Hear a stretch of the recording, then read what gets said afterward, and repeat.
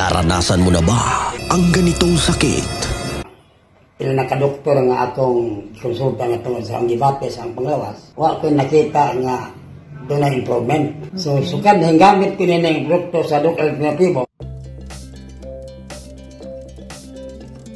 Nahihirapan ka bang matulog? Baka insomnia na yan. Ang insomnia ay isang sleep disorder.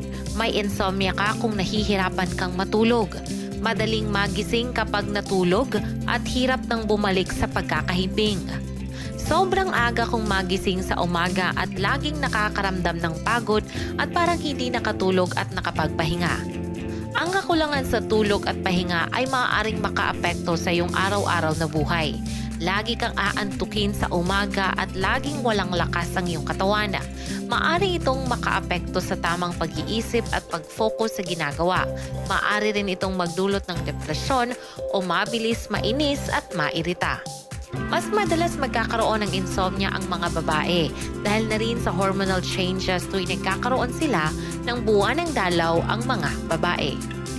Ngunit paano nga ba maiiwasan ng insomnia? Una, subukang magkaroon ng parehong oras ng pagtulog at pagising kada araw.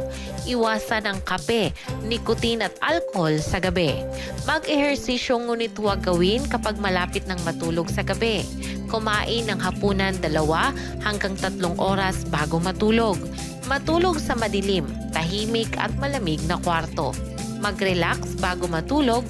At kung hindi makatulog dahil iniisip ang mga gagawing bagay, kinabukasan gumawa ng todo list bago matulog para hindi na ito iisipin pa bago matulog. At iwasan ang paggamit ng mga gadgets 30 minutes bago matulog. Good news mga ka-alternatibo.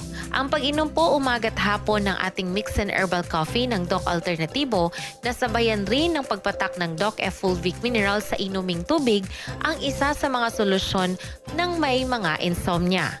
Pakinggan po ang testimonya ni Mr. Rudy Palma kung saan siya'y nahihirapang matulog. Ngayon, gumaling dahil sa paggamit ng mga produkto ng Doc Alternativo.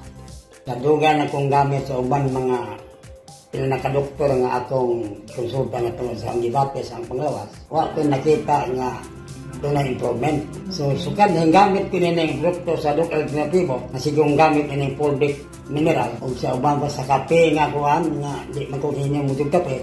Namatod-an ako nga akong gibati itong unang nga di ko kayo makatuog. Karon lamin akong tuog na ko. Muna'y akong natingadan nga bisan tuon og daghang mga discouragement nga akong nadawat. Pag ako namatod-an, nagtabo ginakaroon sa akong kinabuhi. Nga mado na ang pagkatuog, ang panglawas. Mura na ko himbalik no kumurig ang pamina sa lawas. Ano ko batian nyo siya? Wow. Ako si Rudy Palma, nga taga-Maasin, nga 74 years old na ko.